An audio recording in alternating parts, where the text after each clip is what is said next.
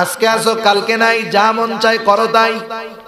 কিন্তু আমার আল্লাহ জানায় দেন, না গোলাম, না না, তোমাকে এই দুনিয়ায় পাঠানো হয়েছে যা মন চায় তা করার জন্য নয়, যা মনে চায় তা বলার জন্য নয়। এই দুনিয়ার হায়াত যদিও অল্প, এই সময় তোমাকে কিছু নির্দেশনা দেওয়া হয়েছে, তোমাকে এই সময় কিছু আদেশ করা হয়েছে, কিছু নিষেধ করা হয়েছে। ও আমার গোলাম, দুনিয়ার মধ্যে যখন তুমি এই আদেশ নিষেধগুলা মেনে চলবা, তুমি যখন জান্নাতে যাইবা, তোমার যা মন চায় তুমি সেথায় তা পাইবা। সেজন্য প্রথমে আল্লাহ তাআলা বলেন, আমার কাছে আবার ফিরে আসবা। আল্লাহ রাব্বুল আলামিন কোরআনুল কারীমের আরেক জায়গায় জানায় দেন, ও আমার গোলাম, আমি তো তোমাকে মাটি থেকে সৃষ্টি করেছি, এরপরে পুনরায় তোমাকে মাটিতে দাফন করা হয়, আবার পুনরায় আমি আল্লাহ তোমাকে মাটি থেকে উত্থিত করব। আল্লাহ বলেন, মিনহা খলাকনাকুম ওয়া ফিহা নুঈদুকুম ওয়া মিনহা নুখরিজুকুম তারাতান উখরা। মাটি থেকে আল্লাহ আবার আমাদেরকে বের করবে, পারবে তো?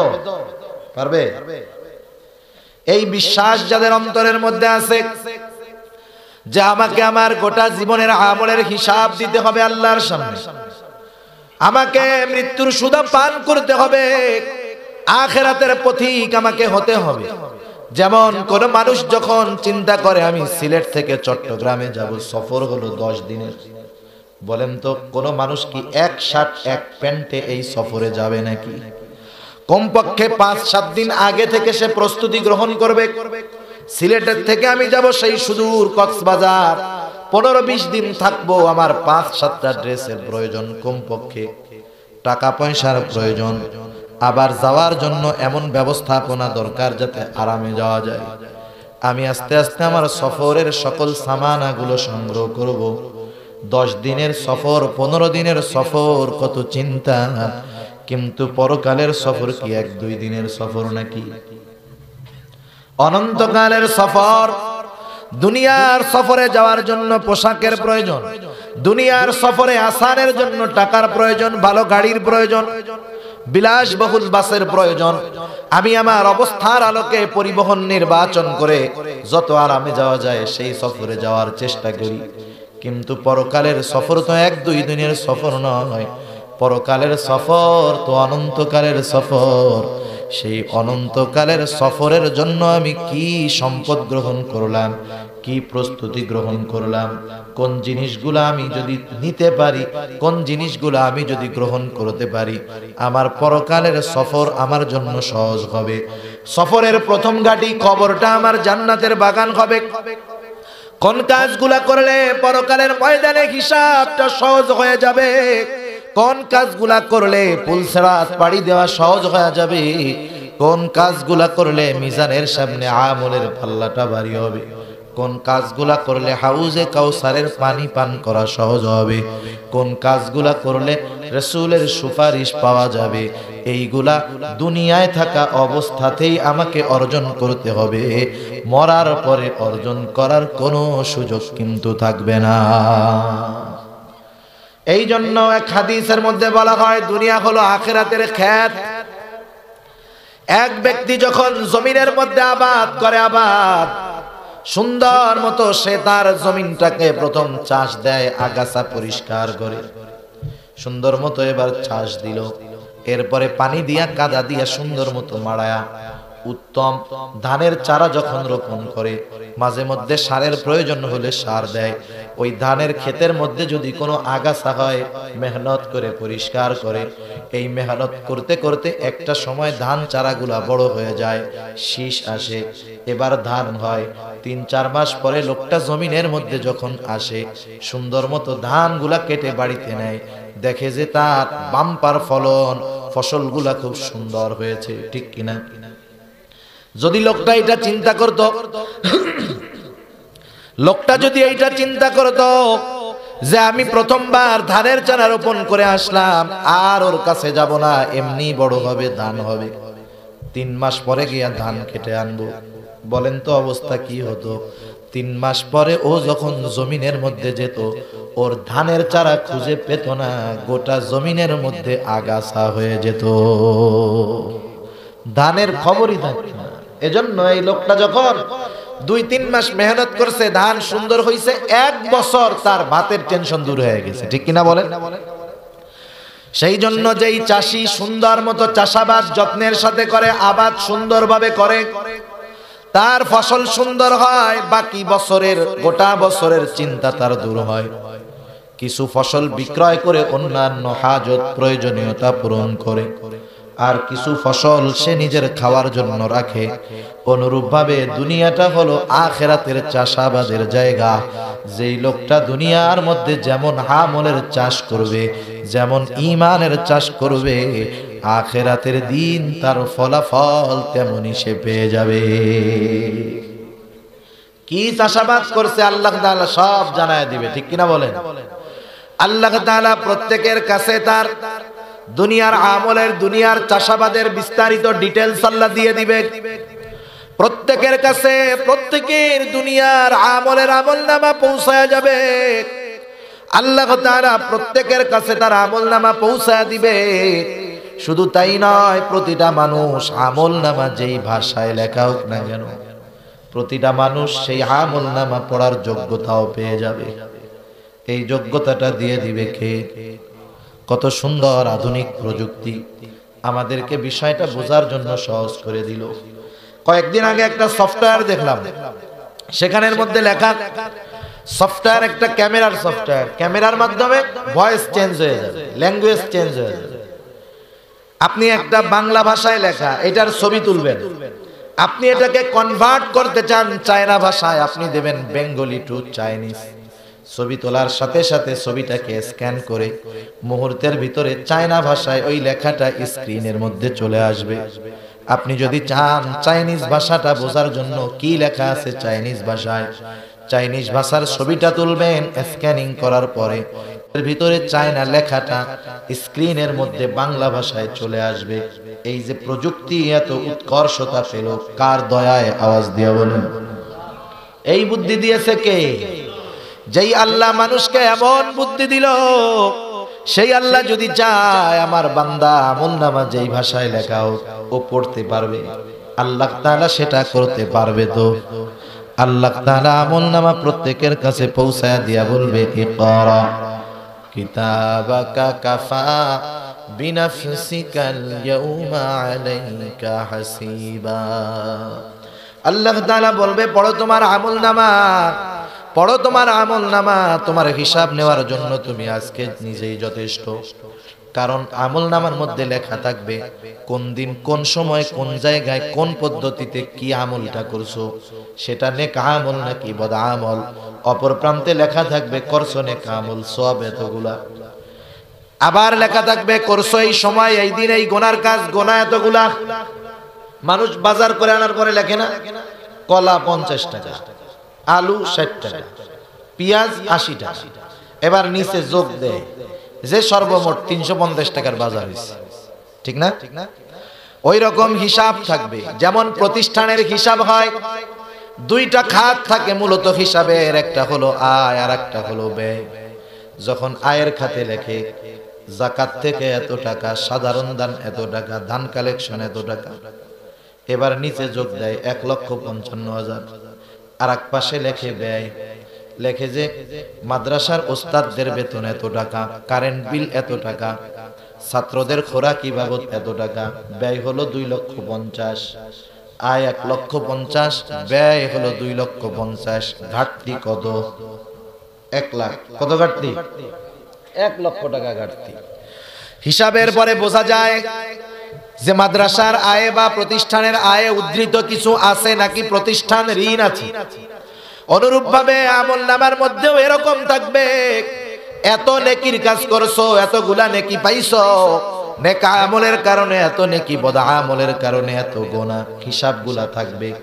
প্রত্যেকটা মানুষ আমলনামা দেখে অবাক হয়ে যাবে, বলবে মালি হাযাল কিতাব লা ইউগাদিরু সগীরাতান ওয়ালা কাবীরাতান ইল্লা আহসাহা। মানুষের অবাক হয়ে বলবে মালি হাদাল কিতাব, হায় রে এটা কেমন কিতাব, একটা ক্ষুদ্র গুনাহও বাদ যায় নাই, একটা ক্ষুদ্র নেকির কাজও আল্লাহ ছেড়ে দিবে না। আমি যেই কথাগুলা বলি, যেই কাজগুলা করি, সব কথা কর্ম আল্লাহ তাআলা রেকর্ড করায়। আমার আপনার কথাগুলা সব সংরক্ষিত আছে।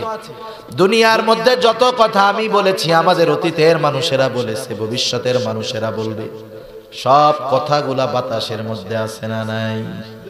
কারণ আপনি আপনার আত্মীয় স্বজনের সাথে লন্ডনে ফোন দিয়ে কথা বলেন, এই কথাগুলা মোবাইলের মাধ্যমে যখন যায়, ওই প্রান্তে যিনি আছেন হুবহু আপনার কণ্ঠটাই তো শুনে নাকি?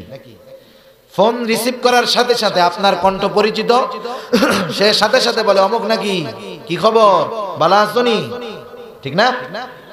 যেই কথা বলি হুবহু শব্দটাই ওই জায়গায় যায়, আমার ভয়েসটাই ওখানে চলে যায়। এই যে যায় কিসের মাধ্যমে যায়? মূলত যায় বাতাসের মাধ্যমে। বাতাসে জানি কথাটারে উল্টা পাল্টা না বানায় ফেলে, এই জন্য হলো নেটওয়ার্কিং সিস্টেম, এক পথে নিয়ে যায় কথাটা।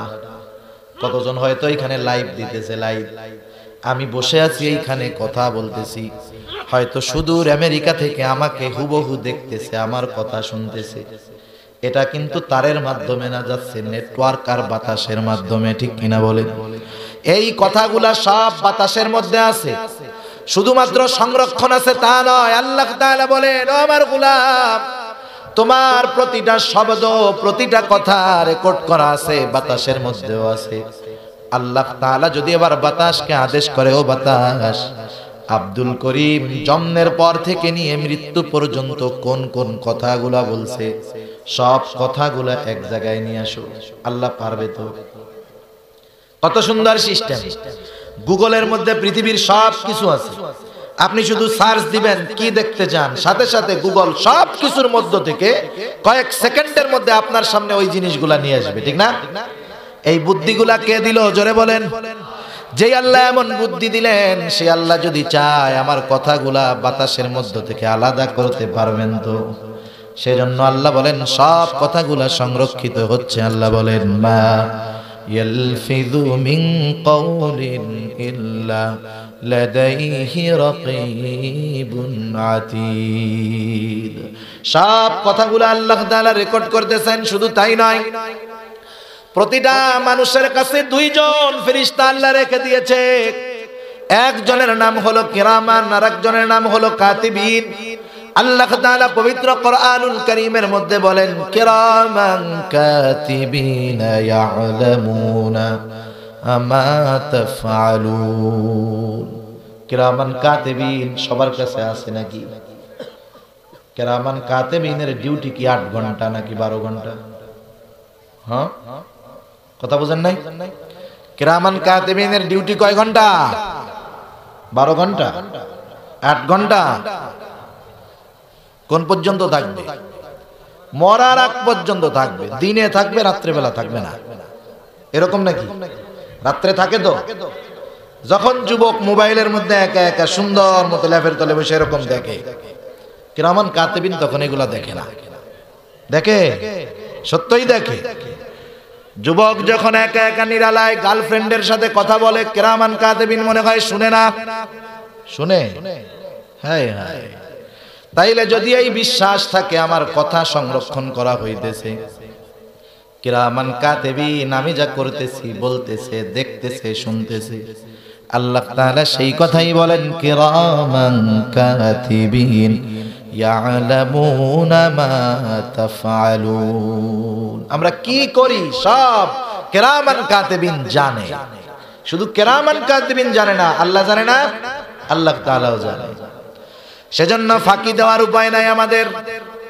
আল্লাহ রাব্বুল আলামিন জানায় দেন, ও আমার গোলাম, তোমার কাছে যে আমলনামা পৌঁছানো হবে, সেই আমলনামার মধ্যে তোমার দুনিয়ার সব আমল কি করছো লেখা থাকবে। কারণ দুনিয়ার আমল রেকর্ড করার কারণ কি? সংরক্ষণ করার কারণ হলো, আল্লাহ বলেন ওয়ামা খালাকতুল জিন্না ওয়াল ইনসা ইল্লা লিয়াবুদুন। আল্লাহ রাব্বুল আলামিন বলেন, আমি মানুষ এবং জিনকে আমি আল্লাহ তাআলা আমার গোলামি করার জন্য সৃষ্টি করেছি। তাহলে দুনিয়ার মধ্যে আমরা কার গোলামি করব? জবান খুলে বলেন। দুনিয়ায় আল্লাহ তাআলা এই 40, 50, 60 বছরের হায়াত দিয়ে পাঠিয়েছেন তার গোলামি করার জন্য, ফুর্তি মারার জন্য নয়, মাস্তি মারার জন্য নয়, এনজয় করার জন্য নয়, উপভোগ করার জন্য নয়, বরং কার গোলামি করার জন্য? আওয়াজ দিয়া গণ। এই 40, 50 বছর আমরা যদি আল্লাহর গোলামি করতে পারি তাহলে আমাদের কোনো চিন্তা নাই, আমাদের কোনো ভয় নাই। কারণ এই 40, 50 বছর যদি আল্লাহর গোলামি যথাযথভাবে করতে পারি, যথাযথ গোলামির কারণে আল্লাহ তাআলার সাথে আমাদের বন্ধুত্বের সম্পর্ক হয়ে যাবে। যেমন আপনাদের সিলেট অঞ্চলে একবারে হাওড়ের মধ্যে বিশাল বড় বাড়ি, আসতে সময় একটা বাড়ি দেখছি, বিশাল এরিয়া। ওই বাড়ির মধ্যে মানুষজন আসে বলে মনে হয় না। হয়তো ওই বাড়ির মালিক বাইরে থাকে, তাই না? ওর বাড়িতে একজন কেয়ারটেকার আছে, একজন রক্ষণাবেক্ষণের লোক আছে। এত বিশাল বড় বাড়ি, দামি দামি ফার্নিচার, দামি দামি খাট, হয়তো অনেকের বাড়ি আবার গরু আছে, অনেক কিছু আছে। বিদেশি মালিক শুধু ওই লোকটাকে বলছে, শোনো তুমি আমার বাড়ি থাকবা, তোমার পরিবার থাকবে, তোমার কাজ হলো আমার বাড়ি রক্ষণাবেক্ষণ করা, এই সম্পদগুলা সংরক্ষণ করা, তুমি থাকবা, প্রয়োজনে তোমার আত্মীয় স্বজন আসলেও বেড়াবে, কোনো অসুবিধা নেই, কিন্তু সাবধান এমন কিছু করবা না যাতে আমি কষ্ট পাই। এই লোকটারে সে বাড়িতে নিয়োগ দিয়া গেল চাকর হিসাবে, চাকরি করার জন্য। বলেন তো এই লোকটা যদি বিশ্বস্ততার সাথে মালিকের দেওয়া দায়িত্ব পালন করে, 20 বছর 30 বছর হয়ে গেছে, কোনোদিন মালিকের কোনো সম্পদের ক্ষতি করে নাই, মালিকও তার প্রতি খুব খুশি, কারণ 30 বছর হয়ে গেছে সে কোনোদিন এমন কোনো কাজ করে নাই যাতে আমার ক্ষতি হয়েছে। এই মালিকটা, ওই গোলাম, ওই চাকর 30 বছর তার বাড়িতে আছে। এই লোকটা যখন বন্ধু বান্ধবদেরকে নিয়ে তার নিজের বাড়িতে আসবে, একসাথে বসা, অপরিচিত মানুষ বন্ধু বান্ধবদেরকে নিয়ে আসছে। এইবার যখন ওই 30 বছর তার বাড়িতে যেই লোকটা কাজ করছে, ওই লোকটা যখন সামনে আসবে, আমি এটা অন্তর থেকে বিশ্বাস করি, এবার যদি বন্ধুরা জিজ্ঞাসা করে ওই লোকটাকে, এই মালিক তখন বলবে না ও আমার বাড়ির চাকর, যদি মুরব্বি হয় বলবে ওই লোকটা হলো আমার চাচা। ঠিক না? ছিল চাকর, কিন্তু বিশ্বস্ততার কারণে, তার দায়িত্ব যথাযথভাবে পালন করার কারণে এই লোকটা হয়ে গেছে এখন চাচা। ঠিক কিনা বলেন? আমরা হলাম আল্লাহর গোলাম। কার গোলাম? জোরে বলেন।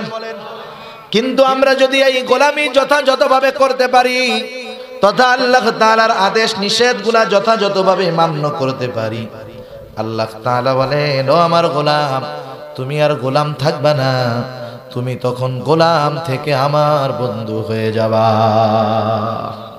আর আল্লাহর বন্ধু যারা হয় তাদের কোনো ভয় আছে? তাদের কোনো টেনশন আছে? তাদের কোনো চিন্তা আছে? তাদের কোনো ভয় নাই, টেনশন নাই, চিন্তাও নাই। আপনি কি এটা এখানে লাগাবেন? আল্লাহ রাব্বুল আলামিন পবিত্র কোরআনুল কারীমের মধ্যে বলেন, আলা ইন্না আউলিয়া আল্লাহি লা খাউফুন আলাইহিম ওয়ালা হুম ইয়াহজানুন।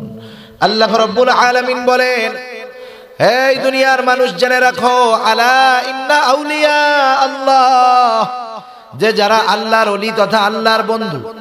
তাহলে আল্লাহর বন্ধু কারা? আল্লাহর গোলামি যথাযথভাবে করে যারা। ঠিক কিনা বলেন? আল্লাহ বলেন, ওরা আমার গোলামি যথাযথভাবে করার কারণে ওরা আমার বন্ধু। আর যারা আল্লাহর বন্ধু, আল্লাহ বলেন, লা খাউফুন আলাইহিম ওয়ালা হুম ইয়াহজানুন। আল্লাহর ওলি যারা, এদের দুনিয়া আখিরাত উভয় জাহানে ভয়ও নাই, চিন্তাও নাই। সুবহানাল্লাহ বলেন। তাহলে আল্লাহর ওলি হইলে, আল্লাহর গোলাম হইলে লাভ না লস? সেই আল্লাহ আমাদেরকে জানায় দেন, ও আমার বান্দা, আমি আল্লাহ তাআলা তোমাদেরকে আমার ইবাদত করার জন্য সৃষ্টি করেছি। দুনিয়ার মধ্যে আমার গোলামি যদি করো, যথাযথভাবে গোলামি করলে আমার সাথে তোমার একটা ভালো সম্পর্ক হয়ে যাবে, পরকালের টেনশনও তোমার নাই, দুনিয়ার কোনো ভয় চিন্তা তোমার থাকবে না। কারণ আপনাদের এলাকার এমপি সাহেব যিনি, বলেন তো কমপক্ষে এই এরিয়ার মধ্যে এমপির আত্মীয়র কোনো ভয় আছে নাকি? কেউ ঠেকাইলেই বলে এমপি সাহেব আমার ভাই, এমপি সাহেব আমার চাচা, এমপি সাহেবের ছেলে আমার বন্ধু, এরকম বলে না অনেক সময়? দুনিয়ার একজন ক্ষমতাধরের সাথে কোনো মতে পরিচয় পাইলেই কত সুন্দরভাবে পরিচয়টাকে প্রেজেন্ট করে, চিন্তা ভয় দূর করে। আর যেই মানুষগুলা আল্লাহর গোলাম, তার তো কোনো চিন্তা থাকতে পারে না। এমনি একজন পিয়ন, পিয়ন একটা পদ, আমি এই পদটাকে খাটো করার জন্য বলতেছি না, বোঝানোর জন্য বলতেছি।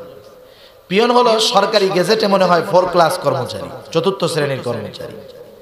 একজন পিয়ন, অফিস পিয়ন, সাধারণ একটা অফিসের পিয়ন আর প্রধানমন্ত্রীর অফিসের পিয়ন, এই দুইটা কি সমান? প্রাইম মিনিস্টারের অফিসের যে পিয়ন, ওর পাওয়ার প্রায় মন্ত্রীর কাছাকাছি, ঠিক কিনা বলেন? ও আস্তে আস্তে প্রধানমন্ত্রীর কানে কানে মন্ত্রীর বিরুদ্ধেও লাগাই দিতে পারবে। যদিও দুইজনের পদ এক, কিন্তু পাওয়ার এক না, ওর পাওয়ার একটু বেশি। একটা বাড়ির কাজের মানুষ, বুয়া, ঘর মুছার লোক, সে আর প্রধানমন্ত্রীর বাসার কাজের বুয়া সেম নাকি? প্রধানমন্ত্রীর কাজের বুয়া তো ও মিনি প্রাইম মিনিস্টার, ঠিক না? ওর পাওয়ার আর এর পাওয়ার এক হবে না। সেই জন্য সব গোলাম সমান নয়, দুনিয়ার মানুষের গোলাম একরকম, আল্লাহর গোলাম আর একরকম। কারণ আল্লাহর গোলামি করলে আল্লাহ তাআলা গোটা দুনিয়ার মানুষের সামনে তাদের মাথা উঁচু করে দেয়। আর কেউ যদি কোনো মানুষের গোলাম হয়ে যায়, ওই ব্যক্তির মাথা মানুষের সামনে নত হয়ে যায়। সেজন্য আল্লাহ বলে, বান্দা আমার ইবাদত করার জন্য তোমাদের সৃষ্টি করেছি, কিন্তু আমার দাসত্ব করলে, আমার ইবাদত করলে আমি আল্লাহ তোমাদের সম্মান বাড়ায়া দিব। দুনিয়ায়ও ভয় নাই, টেনশন নাই, আখিরাতেও ভয় নাই, তোমাদের কোনো চিন্তা নাই। কারণ মুমিন মানুষ যারা, ইমানদার যারা, এই মানুষগুলা পরকালের চিন্তা বেশি করে। তারা চিন্তা করে আমি তো মরে যাব, মারা যাওয়ার পরে আমার কি অবস্থা হবে, আমার আমলের অবস্থা কি, আমার তো অনেক সওয়াব নাই, গুনাহ তো কম করি নাই। এই চিন্তাগুলা মুমিন বান্দাদের অন্তরে বেশি থাকে, এজন্য তারা চিন্তিত থাকে বেশি। আল্লাহ বলে তুমি চিন্তা করো না, দুনিয়ার মধ্যে আমি আল্লাহর গোলামি করেছো, আর পরকালে আমি আল্লাহর পক্ষ থেকে সাহায্য পাবা না, এটা হতে পারে না। সেই জন্য মুমিন বান্দার ভয় থাকার পরেও তার নিশ্চয়তা আল্লাহ তাআলা দিয়েছেন। আর রাসূলুল্লাহ সাল্লাল্লাহু আলাইহি ওয়াসাল্লাম জানায় দিয়েছেন কোন কাজ করলে আল্লাহর গোলামি করতে আমাদের সহজ হবে। নবী আমার বলেন, আকসিরু যিকরা হাযিমিল লাযযাত, বেশি বেশি ওই জিনিসের স্মরণ করো যেই জিনিস সকল স্বাদকে বিনষ্ট করে দেয়। দুনিয়ার মাস্তি, দুনিয়ার মজা, দুনিয়ার ফুর্তি সব কিছু নষ্ট করে দিতে পারে মৃত্যু, ঠিক কিনা বলেন? মনে করেন একটা বিবাহ বাড়ি, শত শত মানুষ আসছে, আগামীকাল মেয়েটার বিবাহ, শত শত মানুষ, 500 মানুষ বাড়ির মধ্যে, কি আনন্দ! সিলেট চট্টগ্রামের বিবাহের কথা তো আর নাই বাবা, আনন্দের ঠেলায় অস্থির। কমিউনিটি সেন্টারে আয়োজন তো আছে, বাড়ির মধ্যে আরেক মহা আয়োজন। আগামীকাল মেয়েটার বিবাহ হবে, সব আত্মীয় স্বজন হাজির, লন্ডন থেকে সব আত্মীয় চলে আসছে, আমেরিকা থেকে সব আত্মীয় চলে আসছে, কত আনন্দ। আর যদি ফ্যামিলিটা একটু বদদিন হয়, গান বাজনা, ডেক সেট, নাচানাচি আছে না নাই? ঢাকার থেকে শিল্পী নিয়ে আসছে গান গাওয়ানোর জন্য, শত শত মানুষের আয়োজন, সবার মনে খুশি, সবার মনে আনন্দ। হঠাৎ করে এই ফুর্তির মধ্যে একজন এসে খবর দিল, হায় রে দুঃসংবাদ, কি হইছে?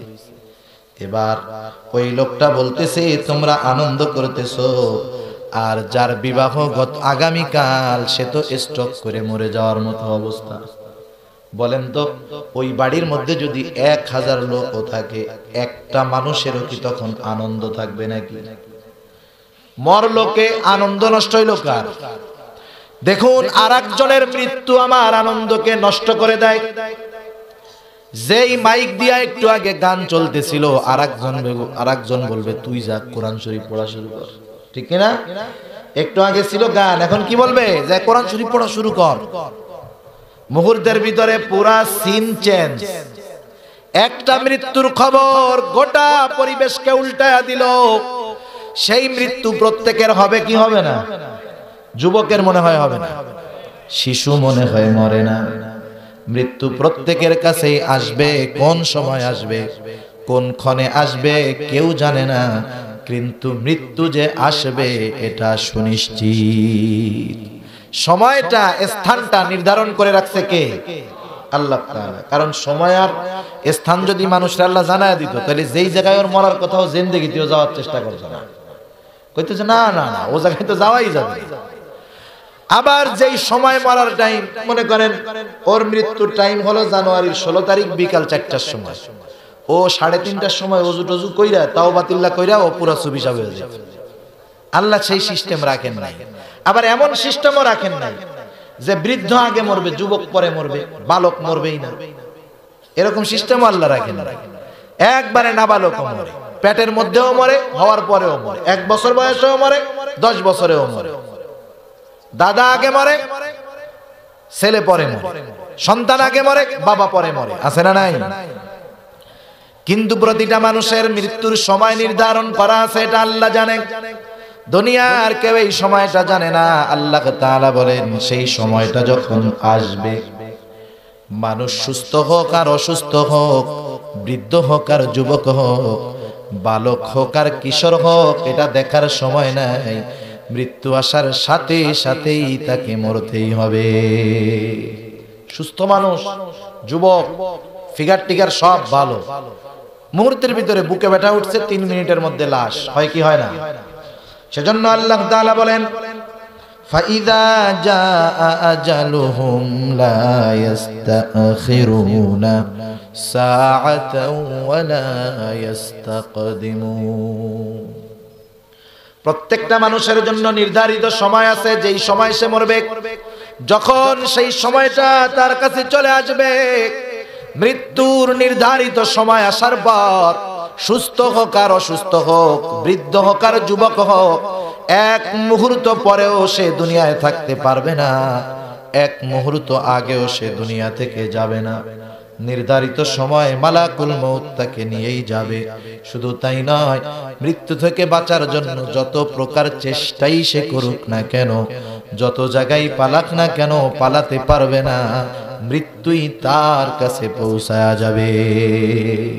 আল্লাহ তাআলা বলেন কুল ইন্নাল মাউতাল্লাযী তাফিররুনা মিনহু ফাইন্নাহু মুলাকীকুম সুম্মা তুরাদ্দুনা ইলা আলিমিল গায়বি ওয়াশ-শাহাদাতি ফায়ুনাব্বিউকুম বিমা কুনতুম তা'মালুন। আল্লাহ তাআলা বলেন নবীকে আপনি বলে দিন, ইন্নাল মাউতাল্লাযী তাফিররুনা মিনহু ফাইন্নাহু মুলাকীকুম। মাউত যার থেকে তোমরা পলায়ন করো। কোন মানুষ কিন্তু মৃত্যুকে পছন্দ করে না, মৃত্যু থেকে সবাই বাঁচতে যায়। আল্লাযী তাফিররুনা মিনহু, যার থেকে তোমরা পলায়ন করো, ফাইন্নাহু মুলাকীকুম, অবশ্যই সেই মৃত্যু তোমাদের সাথে সাক্ষাৎ করবে। কত সেফটির জায়গা তুমি পালাবা। দুনিয়ার মধ্যে অনেক সেফটি জায়গা আছে, অনেক সেফটি গাড়ি আছে, অনেক সেফটি পোশাক আছে। যেমন অনেক গাড়ি আছে বুলেট প্রুফ গাড়ি, এমনও গাড়ি আছে রকেট লঞ্চার মারলেও সেটা ভাঙবে না। এমন পোশাক আছে বুলেট প্রুফ পোশাক, পরলে গায়ে গুলি লাগবে না। বলেন তো দুনিয়ার মধ্যে মৌত প্রুফ কোন পোশাক আছে নাকি? মৃত্যু প্রুফ কোন পোশাক নাই। কোন মানুষ যদি এমন জায়গাও পালায় যেখানে বাতাস ঢোকার কোনো জায়গা নাই, একবারে চুল পরিমাণও ছিদ্র নাই, সেই জায়গাও মালাকুল মউত পৌঁছাতে পারবে কি পারবে না? আল্লাহ তাআলা বলেন আইনামা তাকুনু ইউদরিকুমুল মাউত ওয়ালাউ কুনতুম ফি বুরুজিম মুশাইয়াদা।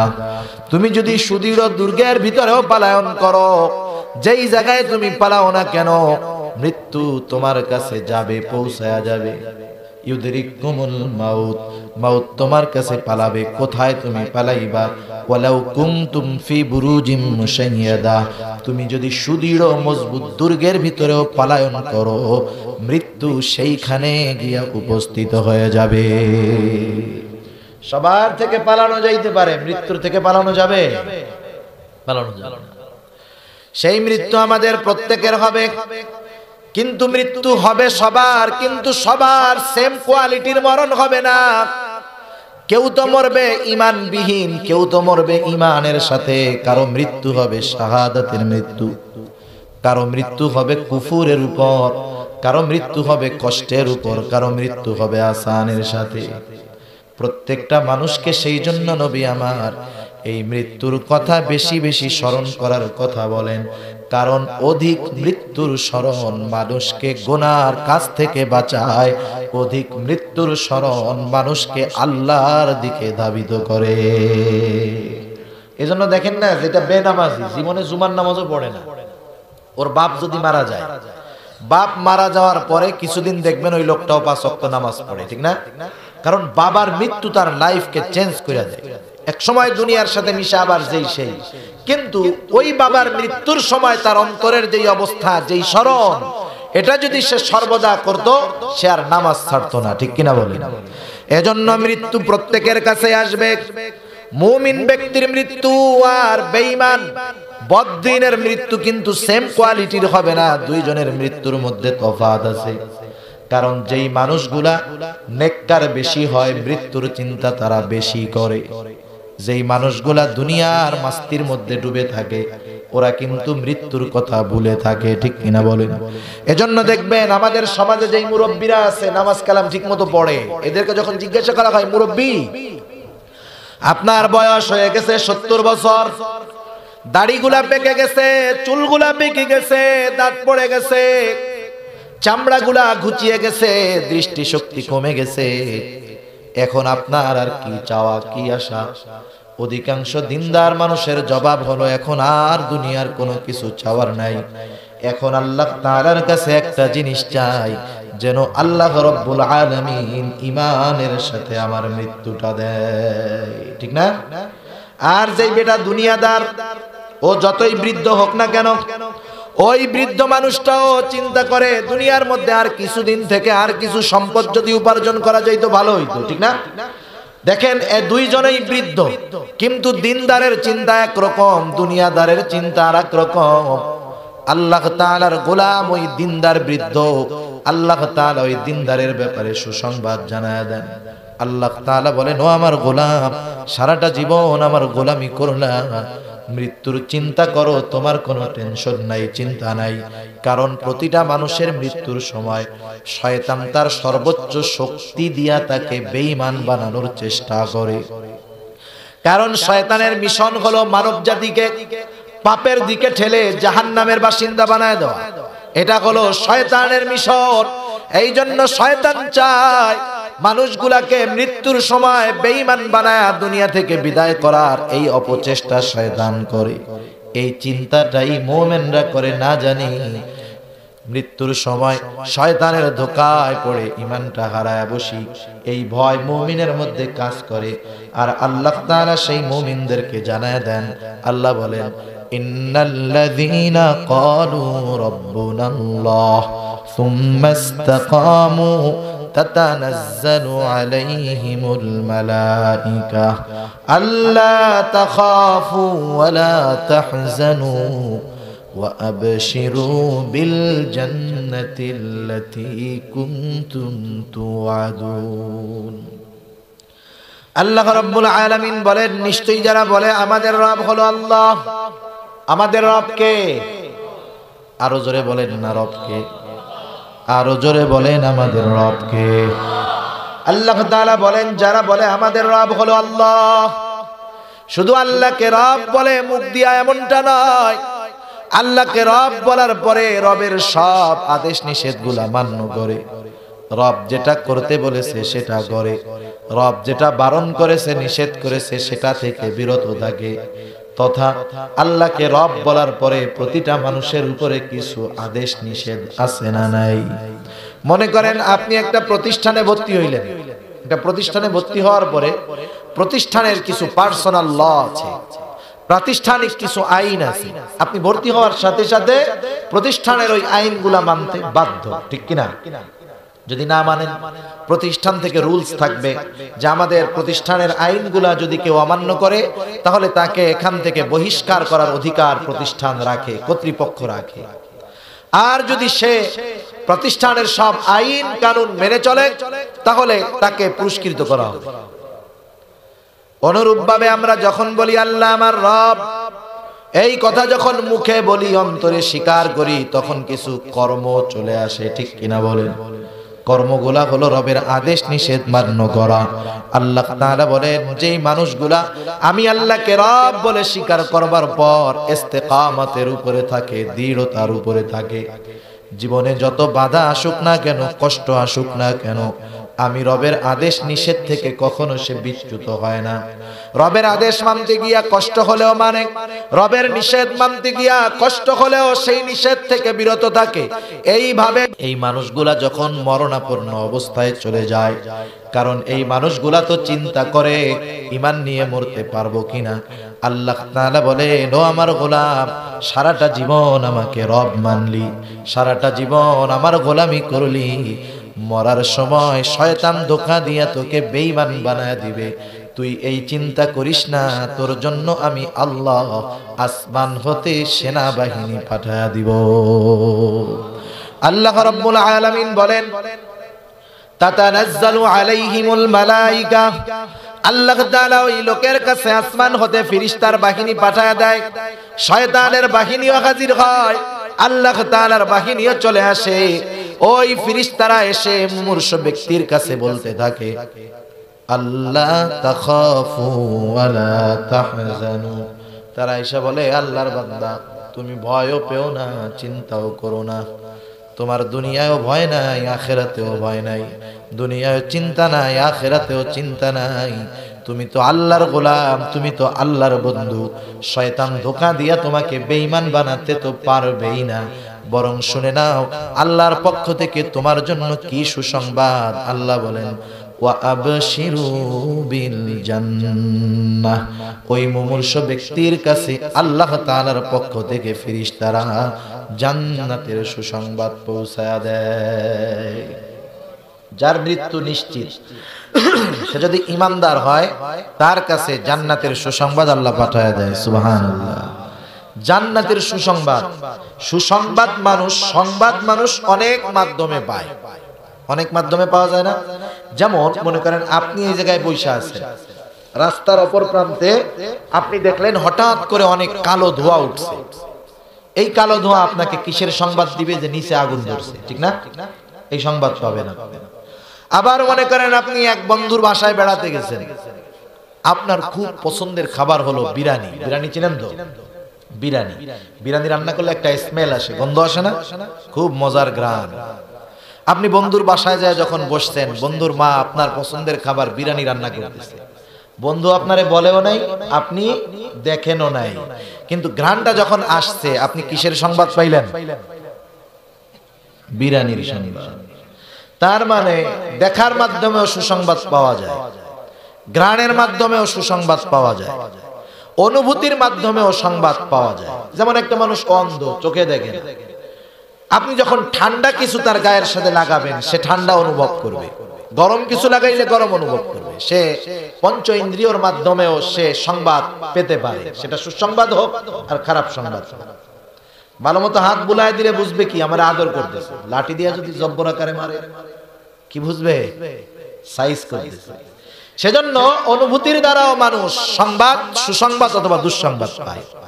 এখন কোন ইমানদার কিভাবে জান্নাতের সুসংবাদ পাবে সেটা আল্লাহ ভালো জানে। কেউ হয়তো জান্নাতের ঘ্রাণ পাবে, কেউ হয়তো জান্নাত দেখবে, কারো কানে হয়তো জান্নাতের সুসংবাদ পৌঁছায় দেওয়া হবে, ঠিক কিনা বলেন?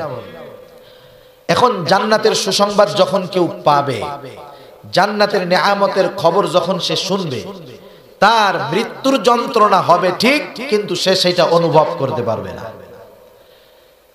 হযরত ইউসুফ আলাইহিস সালাম কেমন সৌন্দর্য আল্লাহ তাআলা তাকে দান করেছিল। আজিজে মিসরি, মিশরের খাদ্যমন্ত্রী, যখন তার স্ত্রী ইউসুফ আলাইহিস সালামের চেহারা দেখে তার প্রতি আশেক হয়ে গেল। একটা সময় যখন শহরে সবার কানে কানে পৌঁছায় গেল, দেখো আজিজে মিসরি কত সম্মানিত ব্যক্তি, মিশরের খাদ্যমন্ত্রী, তার স্ত্রী জুলাইখা একজন গোলাম তার প্রেমের আকৃষ্ট হয়ে গেছে। এটা তো বংশের জাত যায়। মানুষেরা অপমান করা শুরু করলো। যায় রে জুলাইখা, তুমি কি মানুষ আর পাও নাই? তুমি তোমার ঘরের নিজের গোলাম তার প্রেমে আকৃষ্ট হয়ে গেছো, এটা তো মান সম্মানের ব্যাপার, এটা তো উচ্চ বংশীয় মানুষের জন্য অপমানের ব্যাপার যে তুমি খাদ্যমন্ত্রীর স্ত্রী, তোমার পছন্দ হয়েছে একটা গোলামকে। এবার এই অপবাদের জবাব কিভাবে দিবে? সে শহরের সব সম্ভ্রান্ত মহিলাদেরকে দাওয়াত করলো যে তোমরা একদিন সবাই আমার বাসায় মেহমান হইবা, তোমাদের প্রশ্নের জবাব দেওয়া হবে। সব মহিলারা হাজির হয়ে গেল। সকলের হাতে দেওয়া হলো একটা হাতে ফল আর এক হাতে ছুরি।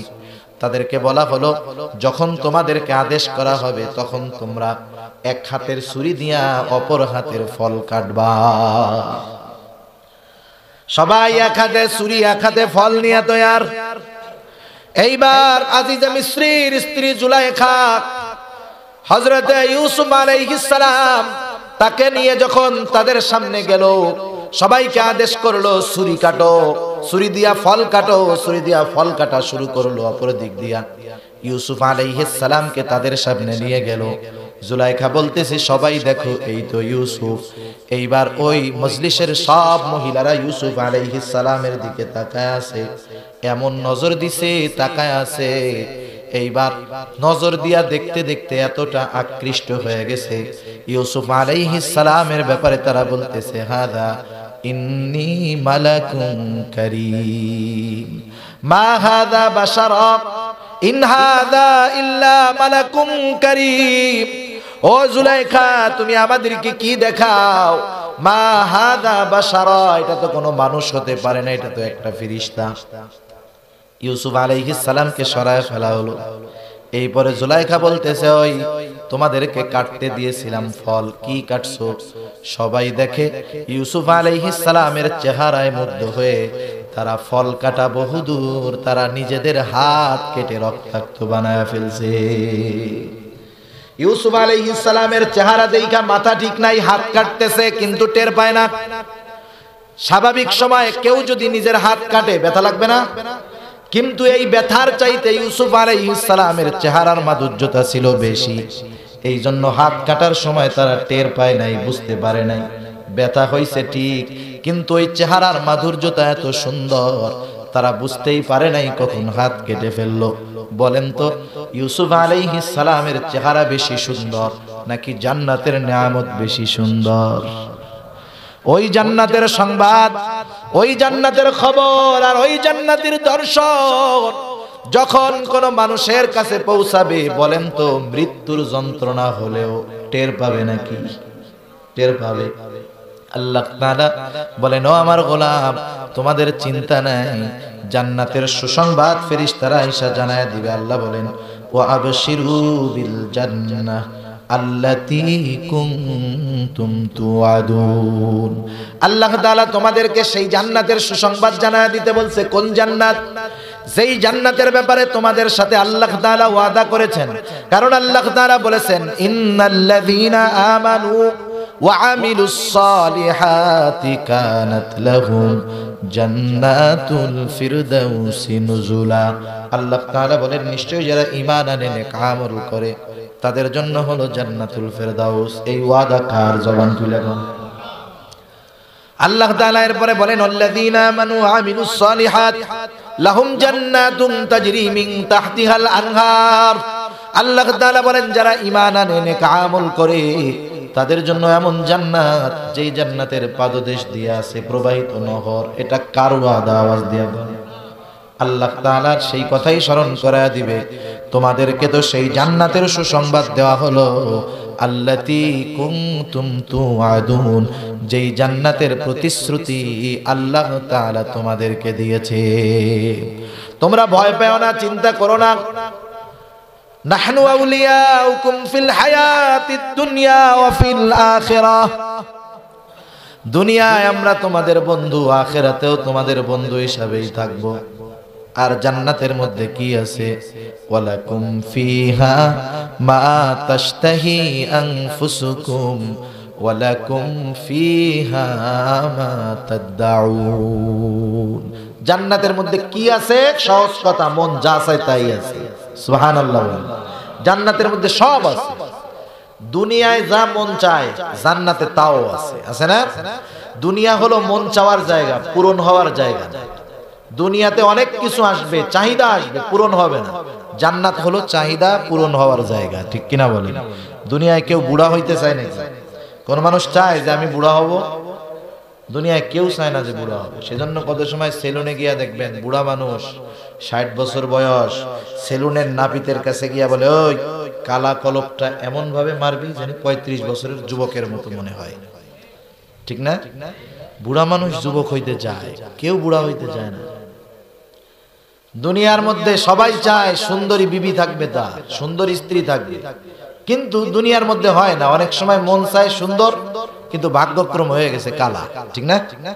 দুনিয়ায় চায় মন, কিন্তু দুনিয়ায় পূরণ হবে না। দুনিয়ায় পূরণ হবে না, পূরণ হবে জান্নাতে, ঠিক কিনা বলেন? সেজন্য দুনিয়ায় মানুষ চায় যে আমি সুস্থ থাকতে চাই, অসুস্থ হব না। কিন্তু দুনিয়ায় সম্ভব অসুস্থ না হয়ে থাকা।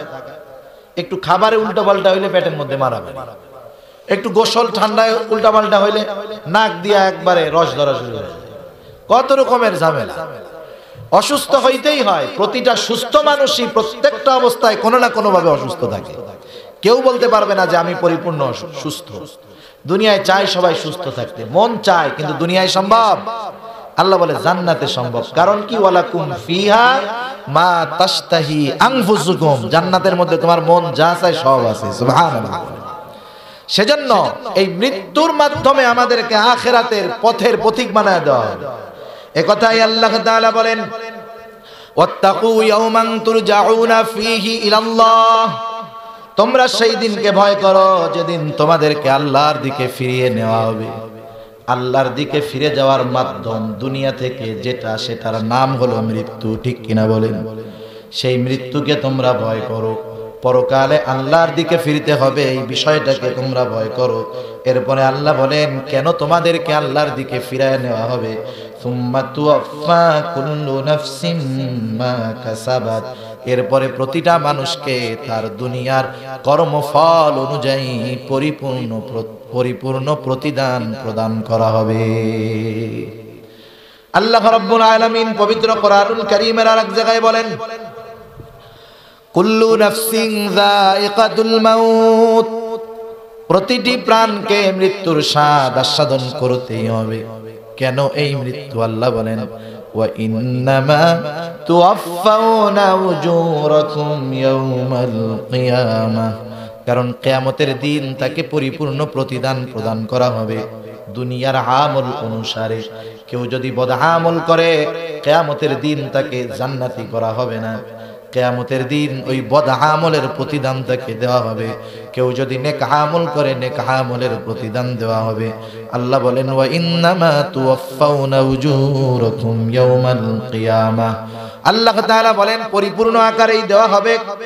আল্লাহ তাআলা বলেন, ফামান যুহজিহা আনিন নার ওয়া উদখিলাল জান্নাতা ফাকাদ ফাজ, সেই দিন যারা উত্তম প্রতিদান পাওয়ার মাধ্যমে জাহান্নাম থেকে বেঁচে জান্নাতে প্রবেশ করতে পারবে, আল্লাহ তাআলা বলেন ফাকাদ ফাজ, সেই মানুষগুলা সফল হয়ে যাবে।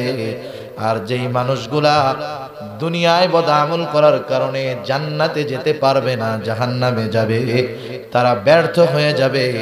কেন মানুষ পরকালে ব্যর্থ হবে? এর অন্যতম কারণ আল্লাহ তাআলা আমাদেরকে বুঝায় দেন, ওয়ামাল হায়াতুদ দুনিয়া ইল্লা মাতাউল গুরুর। এই যে দুনিয়ার জিন্দেগি, এটা খেলতামাশা না, একবারে অল্প। দুনিয়ার হায়াত একেবারে সীমিত, অথচ মানুষ এই সীমিত হায়াতের প্রতি আকৃষ্ট হয়ে আখিরাতে ব্যর্থ হবে, ঠিক কিনা বলেন? আল্লাহ রাব্বুল আলামিন এরপরে বলেন, বান্দা আমি আল্লাহ কেমন প্রতিদান দিব? এমন হবে না যে আমি কিয়ামতের দিন স্বজন প্রীতি করব, এমনটা করব না। আল্লাহ তাআলা বলেন ওয়াহুম লা ইউযলামুন, এবং যেই মানুষগুলার প্রতিদান দেওয়া হবে তারা বিন্দু পরিমাণ অত্যাচারিত হবে না, তাদের প্রতি বিন্দু পরিমাণ জুলুম করা হবে না। যার যেমন আমল সে তেমন প্রতিদান আমি আল্লাহর কাছ থেকে পাবে। তাহলে দুনিয়ার মধ্যে আমাদের নেক আমল বেশি করতে হবে, ঠিক কিনা বলেন? নেক আমল বেশি করতে পারবো তার অন্যতম সিস্টেম হলো মৃত্যুকে যে বেশি বেশি স্মরণ করবে নেক আমল তার বেশি বেশি হবে, ঠিক কিনা? যে মৃত্যুকে বেশি বেশি ভুলবে দুনিয়ার মধ্যে তার গুনাহ বেশি বেশি হবে। এজন্য নবীর আদেশ মানব, মৃত্যুর কথা বেশি বেশি স্মরণ করব, কমপক্ষে দৈনিক 20 বার। কয়বার? কারণ নবী আমার জানায় দিয়েছেন আকসিরু যিকরা হাদিমিল লাযযাত, তোমরা এমন জিনিসের স্মরণ বেশি বেশি স্মরণ করো যেটা সব ফুর্তিকে নষ্ট করে দেয়, সব মজাকে বিনষ্ট করে দেয়। এটার নাম হলো মৃত্যু। আল্লাহর নবী বলেন মৃত্যুর কথা বেশি বেশি স্মরণ করো। আর আমরা যদি মৃত্যুর কথা বেশি বেশি স্মরণ করতে পারি, নেক আমলের সংখ্যা হবে বেশি, গুনার সংখ্যা হবে কম। আল্লাহ তাআলা আমাদের সবাইকে বেশি বেশি মৃত্যুর কথা স্মরণ করার তৌফিক দান করুক। সবাই বলি আমিন। ওয়া আখিরু দাওয়ানা আলহামদুলিল্লাহি রাব্বিল আলামিন।